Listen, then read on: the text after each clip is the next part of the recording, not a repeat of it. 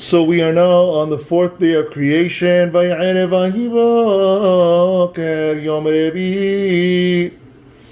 God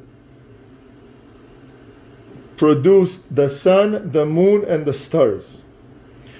We are taught that the sun, the moon, and the stars were created on the first day, but they were assigned their roles and their places in the heavens only on the fourth day.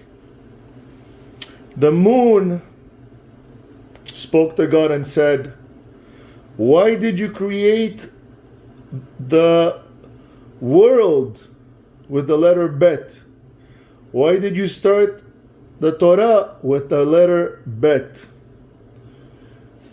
And Hashem responded, "So for it to be known that there are two worlds.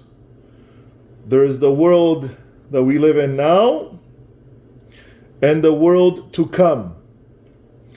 And that the world to come is much larger, much more rewarding than the world that we live in right now." So the moon was becoming inquisitive.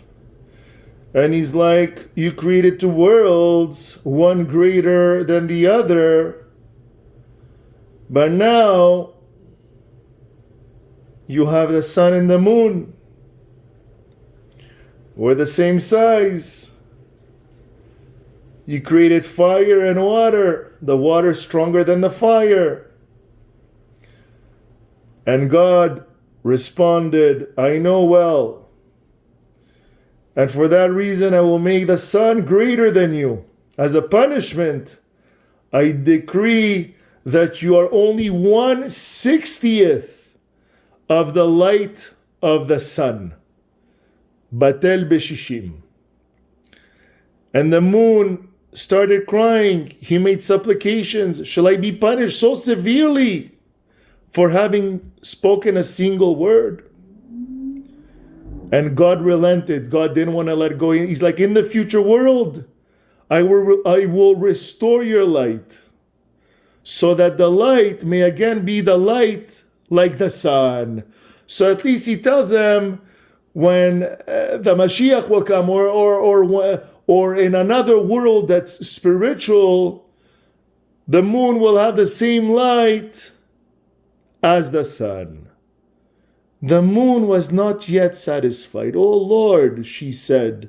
So here we see that the moon is nekeva, is feminine. "And the light of the sun, how great will it be in that day?"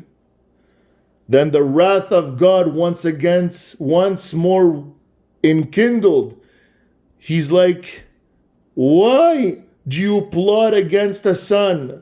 I just told you that in the world to come, you, the moon, will have the same light, the same intensity as the sun.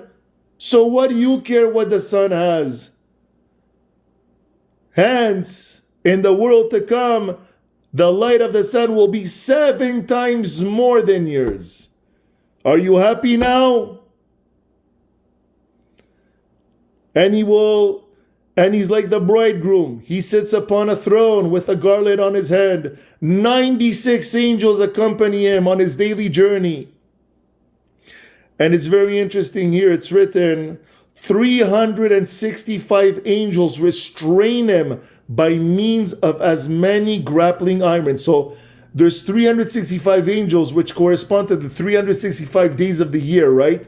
So every day there's an angel that loses the grip on the sun and so forth. Even though it's the world that turns around the sun, here the sun is the center of the universe and revolves. The sun is double-faced. One face of fire is directed toward the earth, and one of hail towards the heaven to cool off. And in winter, it's the opposite. I will end this by saying that the moon, with all the complaining, became smaller. And what happened to the other parts of the moon? Well, they actually became stars. When God punished the envious moon by diminishing her light and splendor, so that she ceased to be equal of the sun as she had been originally, she fell. And tiny threads were loosed from her body, and these are the stars. So from here we know that the stars emanated from the moon. And that is day 4.